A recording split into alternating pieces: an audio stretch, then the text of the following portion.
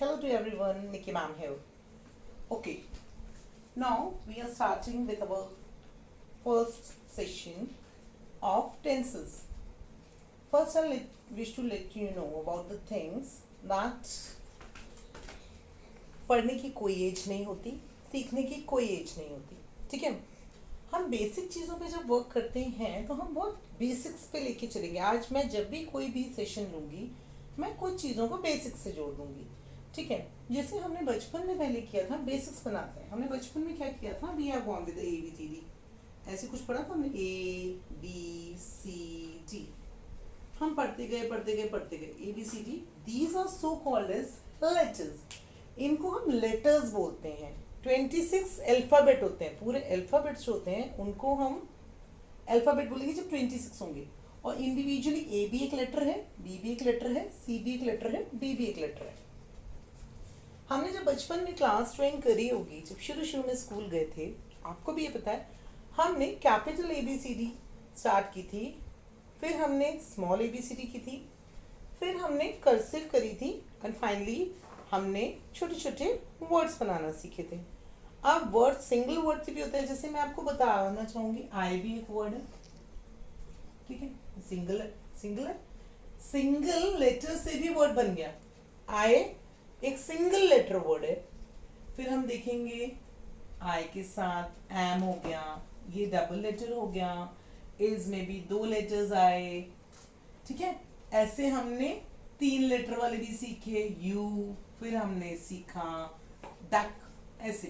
तो यहाँ पे हम कितने लेटर्स पे वर्क कर रहे हैं, 1. यहाँ कितने हैं, 2. यहाँ भी कितने हैं, 2. यहाँ कितने लेटर्स यूज हुए हैं, 3. और यहाँ कितने लेटर्स यूज हुए हैं, ये 4 यूज हुए. All are getting. तो ये बात क्लियर हो गई कि पहले हमने अल्फाबेट सीखे, अल्फाबेट्स के बाद हमने उन अल्फाबेट्स की मदद से वर्ड्स बनाने सीखे. जो हमारे वर्ड हैं वो सिंगल अल्फाबेट से भी बन सकते हैं, 2 से भी बनते हैं, 3 से भी बनते हैं, 4 से भी बनते हैं. चलिए ठीक है, बेसिक्स आ गया, छोटे छोटे सेंटेंसेस भी बनाने आ गए. बट जो बेसिक सब लोग ये कहते हैं इंग्लिश में टेंसेस वाला पार्ट, हम सीधे वर्ड्स को टेंसेस से जोड़ देते हैं. वर्ड्स तो आ गए, पर इंग्लिश में टेंसेस की ज़रूरत होती है. मेरा ये कॉन्सेप्ट था कि इंग्लिश हिंदी ग्रामर बेसिकली मिलती जुलती है. अगर हम उसी चीज़ को लोकल लैंग्वेज में सीखते हैं या हिंदी की मदद से सीखते हैं, हिंदी बहुत लोगों को आती है, तो हम उस पर वर्कआउट करेंगे. Okay, so now I will be going with the things. हम आज टेंसेस के बारे में पढ़ेंगे. किसके बारे में पढ़ेंगे, टेंसेस. ये टेंसेस क्या होते हैं. सब लोग कहते हैं टेंसेस आने चाहिए, इंग्लिश अच्छी बोलनी है, आपको इंग्लिश में टेंसेस की नॉलेज होनी चाहिए, टेंसेस नहीं आते तो आप इंग्लिश बोल नहीं पाओगे, ब्ला ब्ला ब्ला, मेनी थिंग्स आते हैं. तो टेंसेस का मतलब होता है काल. काल मतलब समय. कुछ भी बोल सकते हैं टेंसेस को हम हिंदी में काल भी बोलते हैं, समय भी. अब मैं आपको हिंदी ग्रामर और इंग्लिश ग्रामर को कॉम्बिनेशन में पढ़ाऊंगी आज. ठीक है, वही चीज़ मैं आपको हिंदी में भी समझाऊंगी, वही चीज़ मैं आपको इंग्लिश में भी समझाऊंगी. तो पहला क्वेश्चन हमारा अराइज होता है कि टेंस होता क्या है. तो इसका आंसर अगर हम लेंगे, अगर लॉजिकली आंसर देंगे, तो tense is a verb shows the time of an action. जो टेंस है वो हमें क्या बता रहा है कि वर्ब, कोई भी वर्ब मतलब क्रिया, कोई भी ऐसी क्रिया जिससे हमें पता चल रहा है टाइम ऑफ एक्शन की वो चीज़ कब हुई. देखो, या तो कोई भी इंसिडेंट है, कोई भी चीज़ है, या कोई भी घटना है, या तो वो हो चुकी है, खत्म हो गई बात, भूतकाल में चला गया, या हो रही है, प्रेजेंट वर्तमान में चल रहा है, या वो चीज़ होगी, तो वो होगा फ्यूचर टेंस. तो tense of a verb shows the time of an action. अब ये आता है, इसी को बात को हम हिंदी में पूछते हैं, काल किसे कहते हैं. काल किसे कहते हैं, तो क्रिया के जिस रूप द्वारा उसके करने या होने के समय का पता चलता है. मतलब क्रिया तो हो रही है, बट उस वर्ड से एकदम से हमारे दिमाग में ये बात आ जाए, क्लिक हो जाए कि क्रिया के जिस रूप द्वारा उसके करने या होने के समय का पता चलता है, उसे काल कहते हैं. काल का सामान्य अर्थ है समय. जैसे शब्द आया हमारे सामने, जैसे कोई क्रिया का शब्द आया और हमारे दिमाग में एक आता है सिग्नल, अरे उसने ये बोला था मैं खा चुकी हूँ, मतलब दैट थिंग इज डन, हो चुका है वो चीज़. या मैं खा रहा हूँ, मतलब अभी कुछ चल रहा है, अभी की बात हो रही है. या अगर मैं खाऊंगा, मतलब अभी वो नहीं खा रहा, वो बाद में खाएगा, फ्यूचर में खाएगा, भविष्य में खाएगा. तो क्रिया के जिस रूप द्वारा उसके करने या होने के समय का पता चले, मतलब या तो वो काम करा जा रहा है या वो काम हो रहा है, अपने आप हो रहा है। क्योंकि सोना, हम सोते हैं ना, तो उसमें भी क्रिया हो रही है, सोना भी एक वर्ब है। तो उससे पता चलता है कि काल कहते हैं, और काल का सामान्य अर्थ होता है समय। ऑल आर गेटिंग क्लियर हो गया कि काल का अर्थ होता है समय। क्योंकि समय को सिर्फ हम 3 पार्ट में डिवाइड कर सकते हैं, 3 भागों में डिवाइड कर सकते हैं, वर्तमान काल, भूतकाल, भविष्य काल। जो समय चल रहा है वो, जो गुजर चुका है वो, और जो आने वाला है वो। तो ये काल हो गया।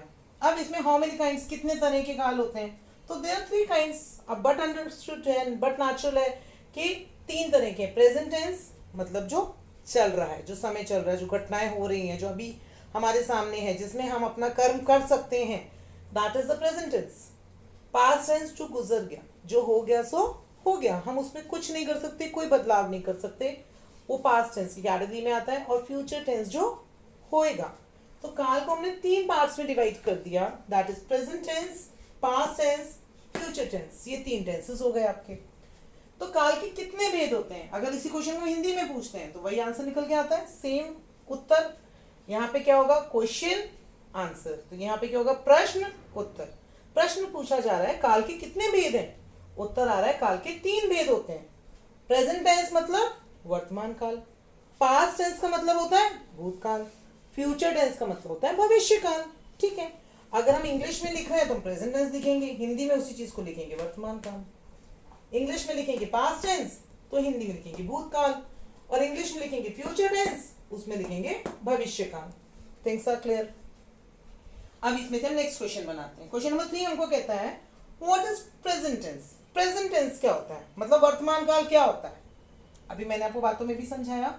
A verb that refers to the present time is said to be the present tense। जो अभी हो रहा है, जिसमें हम अपना कर्म कर सकते हैं, जिसमें हमारा एक्शन हो रहा है, जो अभी प्रेजेंट वाली बात हो रही है, वो हमारा हो गया वर्तमान काल की बात।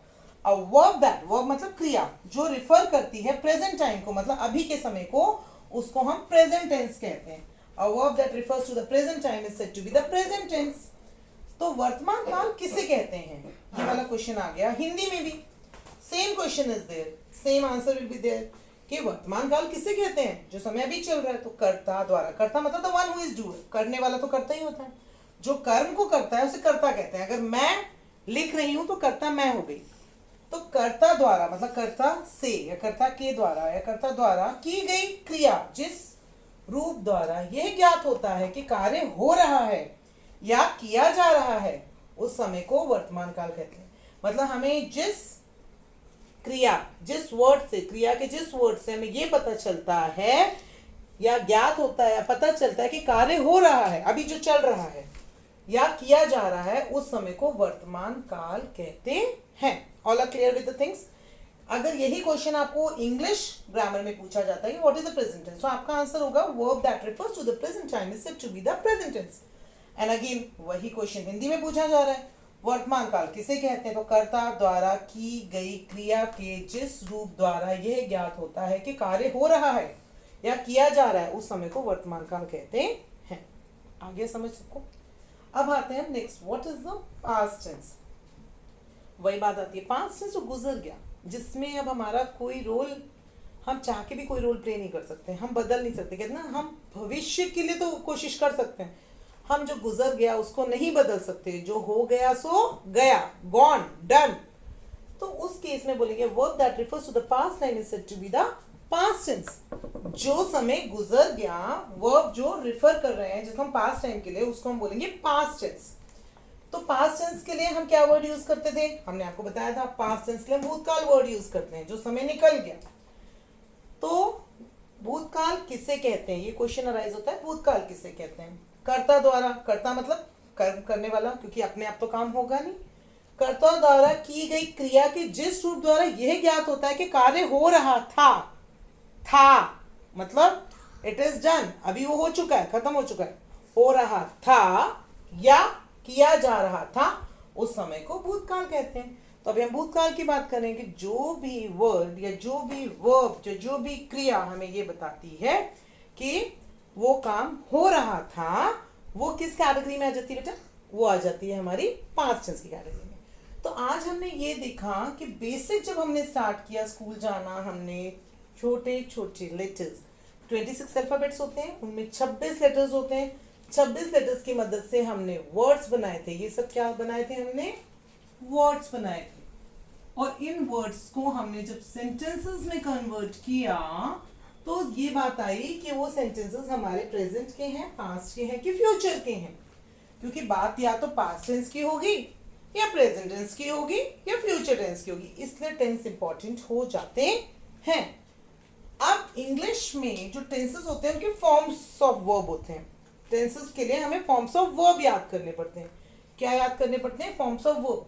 मैं आपको अपनी वीडियोस में फॉर्म्स ऑफ वर्ब सिखाऊंगी भी, लर्न भी कराऊंगी, उनको यूज करना भी सिखाऊंगी, but that will be the next video. I think आपको थोड़ा सा टेंसेस का बेस समझ में आ गया होगा। I have tried my level best कि मैं आप तक ये बात समझाने की कोशिश करूं कि हिंदी ग्रामर, इंग्लिश ग्रामर कहीं ना कहीं मैचिंग होती है।